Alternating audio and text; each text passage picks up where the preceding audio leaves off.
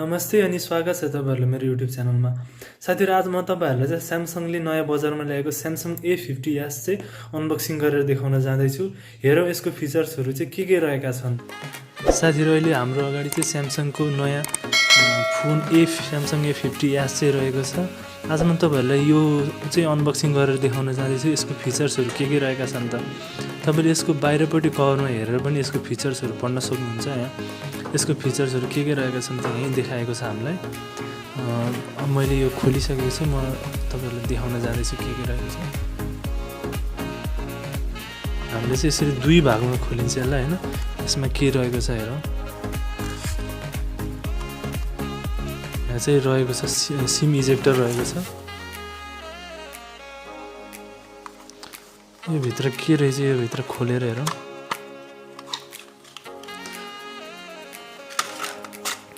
यसमा चाहिँ quick start guide रहेको छ हैन। हामीले चाहिँ यो गाइडको लागि पढ्न सकिन्छ। यो खासै काम लाग्दैन, यो फाल्दिँदा फरक पर्दैन हैन।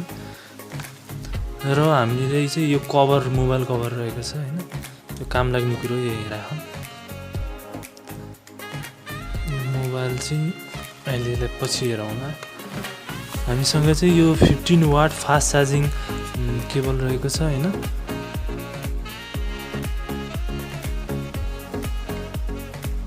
त्यसपछि रहेको छ इयरफोन हैन। सितिमिति आजभोलि मोबाइलमा चाहिँ इयरफोन पाइदैन, तर यसमा चाहिँ हामीले मोबाइलमा चाहिँ यो इयरफोन पनि दिएको छ। त्यसपछि रहेको छ केबल हैन। यो चाहिँ टाइप सी केबल रहेको छ। हेर्नु यो। त्यसपछि अब लागौँ मोबाइलतिर। मोबाइलको कुरा गर्नु पर्दा चाहिँ यो एकदम राम्रो खाले मोबाइल तपाईले यहाँ टल्केको देख्न सक्नुहुन्छ। यहाँ यसरी कट सेक्सन पनि देख्न सक्नुहुन्छ तपाईले यसरी दुईटा हैन। एकदम टल्किने एकदम प्रिमियम टच रहेको छ। र यो चाहिँ विभिन्न कलरमा चाहिँ मार्केटमा पाउन सक्नुहुन्छ तपाईले। यो चाहिँ रहेको छ प्रिजम क्रस व्हाइट कलरमा रहेको छ हैन। यसको अन्य फिचर्सको बारेमा कुरा गर्नु पर्दा चाहिँ यो स्क्रिनको बारेमा कुरा गर्नु सबैभन्दा सुरुमा चाहिँ हैन। स्क्रिन चाहिँ रहेको छ 6.2 सुपर एमुलेटेड स्क्रिन रहेको छ। र यो चाहिँ पुरै फुल एचडी स्क्रिन रहेको छ। हामीले चाहिँ कुनै फिल्म हेर्न पर्यो भने पनि यसलाई चाहिँ एकदम फुल एचडी स्क्रिनमा हेर्न सकिन्छ हैन। र क्यामेराको कुरा गर्ने भयो यहाँ तपाईले तीनटा क्यामेरा देख्न सक्नुहुन्छ। 48 मेगापिक्सल क्यामेरा, त्यसपछि 8 मेगापिक्सल चाहिँ यसको वाइड एंगल र 5 मेगापिक्सल चाहिँ यसको डेप्थ सेन्सर को रूपमा चाहिँ हामीलाई दिएको छ तीनटा क्यामेरा। त्यसपछि फ्रन्ट क्यामेराको कुरा गर्ने भयो भने यो 32 मेगापिक्सल सेल्फी क्यामेरा दिएको छ हामीलाई हैन। अनि त्यसपछि यसको ब्याट्रीको कुरा गर्नुपर्दा चाहिँ यसको चाहिँ 4000 mAh ब्याट्री दिएको छ हामीलाई हैन। एकदम राम्रो ब्याट्री रहेको छ हैन।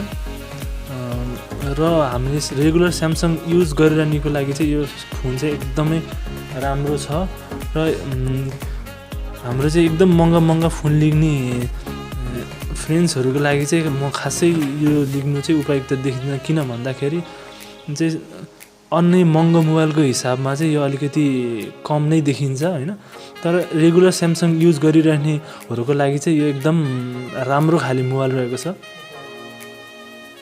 र तपाईले यसको नेपाली मार्केटमा यसको प्राइसको कुरा गर्ने हो भने चाहिँ अहिले चाहिँ हामीले यसलाई चाहिँ 35 देखि 40,000 सम्म चाहिँ नेपाली मार्केटमा पाउन सकिन्छ हैन।